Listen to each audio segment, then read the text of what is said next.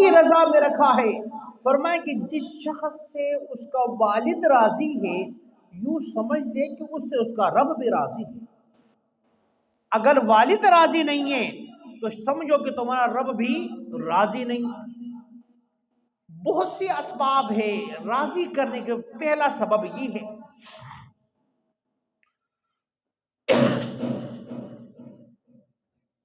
فرمائے کہ میری ناراضگی کی دوسری علامت یہ ہے کہ میں بے وقت بارشیں اتار دیتا ہوں۔ وقت نہیں ہوتا بارشوں کا، بے موسم بے وقت بارشیں آتے ہیں، اور ان بارشوں کی وجہ سے انسان مختلف تکالیف کے اندر مبتلا ہو جاتے ہیں۔ انسان کا نقصان، حیوانات کا نقصان، یہ جو بے موسم بارش یہ اللہ کی ناراضگی کی علامت ہے۔ یہ جو سیلاب ہے، یہ جو زلزلے ہیں، یہ موسمی تبدیلی کا اس کے اوپر کوئی اثر نہیں ہے۔ ہمیں جناب اس تعلیم نے کہیں اور طرف لگا دیا ہے، اصل مقصد ہم سے بھلا دیا ہے۔ اگر ہم ان کی طرف چلے جائیں جناب موسمی تبدیلی کی وجہ سے یہ کچھ ہو رہا ہے، یہ کیوں کیا جاتا ہے؟ تاکہ ہمارا سوچ، ہمارا دھیان اللہ کے نبی کے اس فرمان سے ہٹ جا کر کے ان موسمی تبدیلیوں کے پیچھے پڑ جائے۔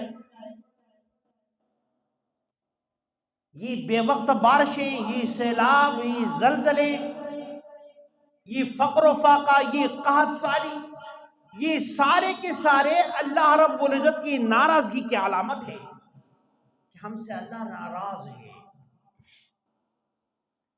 فرمایا تیسری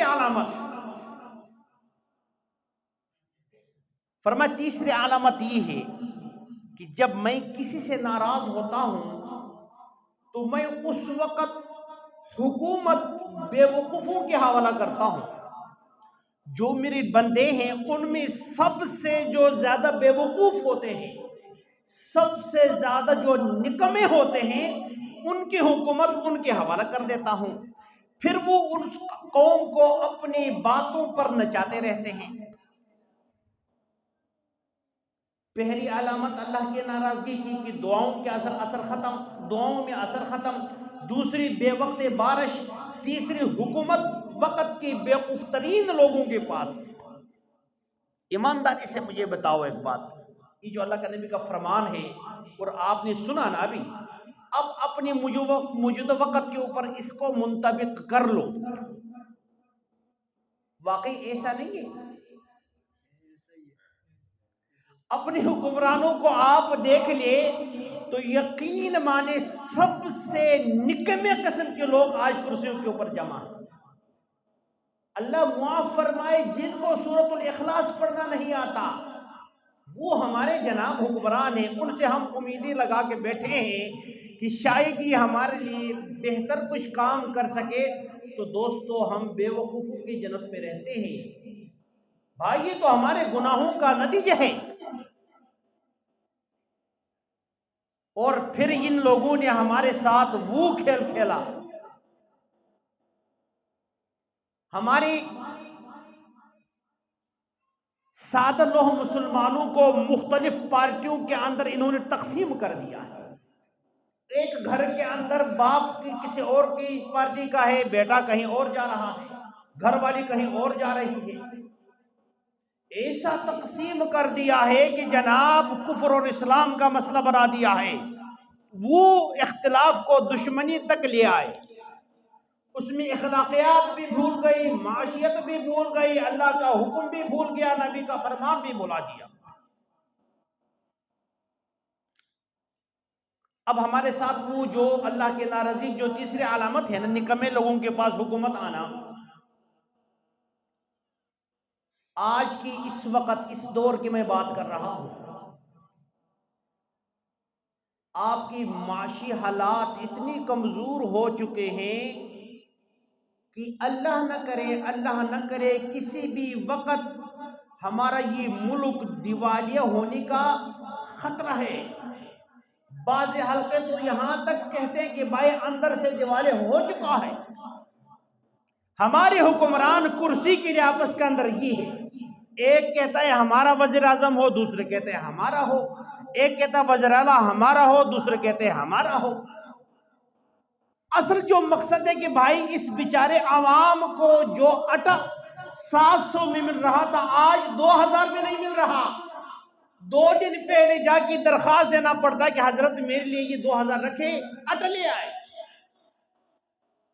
اس کی طرف آپ کسی بھی سیاستدان کے منہ سے نہیں سنا کہ بھائی ہمارے آپس کی اس لڑائی کی وجہ سے ہمارے بیچارے لوگوں کا جنہوں نے ہمیں منتخب کیا تھا ان کی کیا حالت ہے. آج اس مہنگائی کو ختم کرنے کے لیے کچھ نہیں ہو رہا, سارے کے سارے جنگ, سارے کے سارا بھاگ دوڑ کرسی کے پیچھے ہے. اور ہمیں جناب لولی پوپ دے کے رکھا ہوا ہے, کوئی ایک اور نعرہ ہے, دوسرا کوئی اور رنگین نعرہ چھوڑ دیتا ہے, اگلا اٹھ کے وہ ایک اور وعدہ چھوڑ دیتا ہے. یہ کیا ہے؟ یہ اللہ کی ناراضگی ہے میرے دوستو, یہ اللہ کی ناراضگی ہے. اللہ ہم سے ناراض ہے, اس لیے اللہ نے ان نکموں کو ہمارے پر مسلط کر دیا ہے. اس لیے اب ہم نے کیا کرنا ہے؟ ہم نے, اگر ہم چاہتے ہیں کہ ہمارا یہ ملک جو اللہ کی بہت بڑی نعمت ہے, اگر ہم اس کو بچانا چاہتے ہیں نا, تو سب سے پہلے اپنا محاسبہ کریں, اپنے اندر انقلاب لے آئے کہ بھائی میرے ساتھ پچھلی سال کیا غلطیاں تھی, اس سال کون سی اضافہ ہو گئی اور میں نے کیا کیا ختم کرنا ہے. ابھی سے اپنا محاسبہ کرنا شروع کر دو. اللہ کے قسم جس وقت آپ اپنا محاسبہ کرو گے, آپ کو زندگی کے اندر کوئی غلطی نہیں ملیں گے, تو آپ پر اللہ رب العزت حکمران ایسا عطا کر دے گا جیسا کہ عمر ابن خطاب تھا.